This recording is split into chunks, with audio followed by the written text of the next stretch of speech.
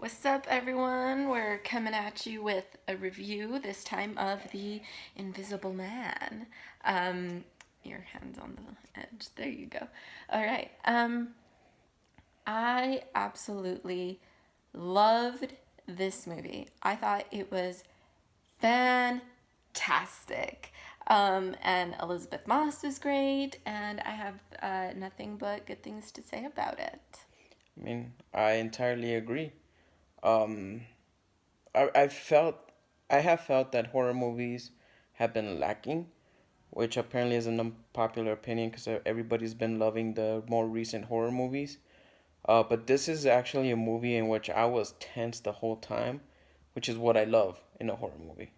Yeah, I personally am not a horror fan, um, simply because most most horror films. I was gonna say films, and then I started saying movies. So I was about to say foovie, but I stopped myself. But anyway, most horror films are either like really gory, which I'm not a blood and gore person, which that was not the story time, but I used to love like Chucky as a little kid. Don't know what happened, but now I cannot stand blood and gore. It grosses me out. Um, so no. And then, or they're like really, really stupid and just filled with a lot of jump scares, which I don't like. I just, I think that's a really, really cheap way to get scares.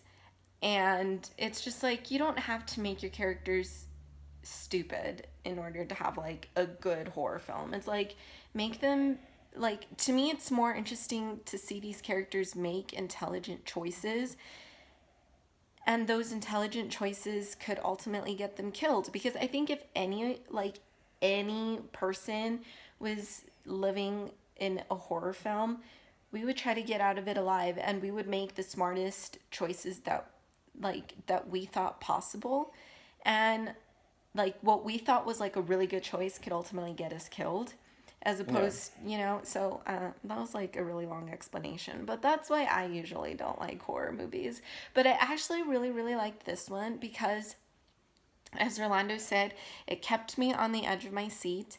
I was really, really tense throughout it, and I just had no idea what was gonna happen. And there was like the moments that were scary were legitimately scary because you didn't know what this invisible man was capable of.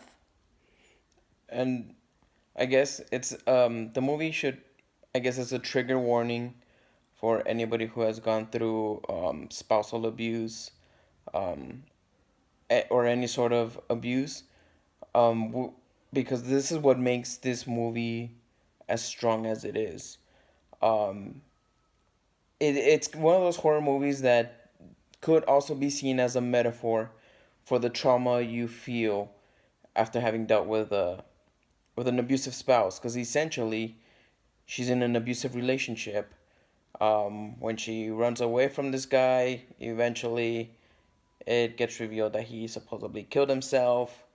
Not to give too many spoilers as to what happens, but it becomes a situation in which she's having a hard time telling friends and family what she's experiencing because they think it's the trauma from her relationship. And it's like to me that's a really good horror movie when you tie it into like an actual legit thing that happens to a lot of people.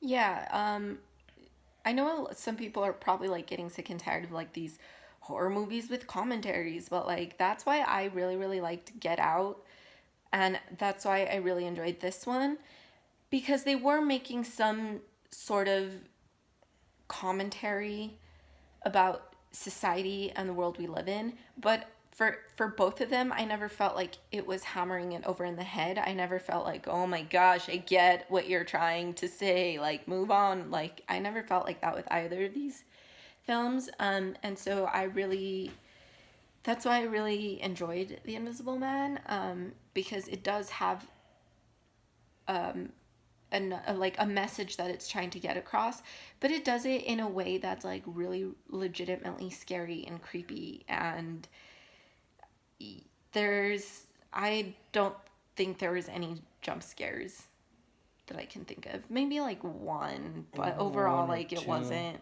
like it didn't rely on the jump scares. Because even though it had that commentary within it, it never stopped being a horror movie. Like I think the entire movie, you're tense and at the edge of your seat because you don't know what's gonna happen next.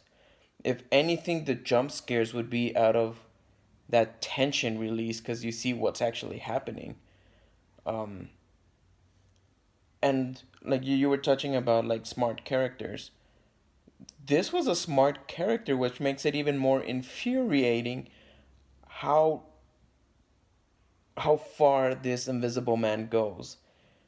Because I don't think there was any point in which I could say, well, it's her fault for being stupid, as tends to be the case in most horror movies. In this one, it was like frustrating because you're like, she's doing good things, and this fucker just has the what's it called, the leg up on her. Yeah. So, anyways, you can see we liked it and we think you'll like it, so we recommend that you go watch it.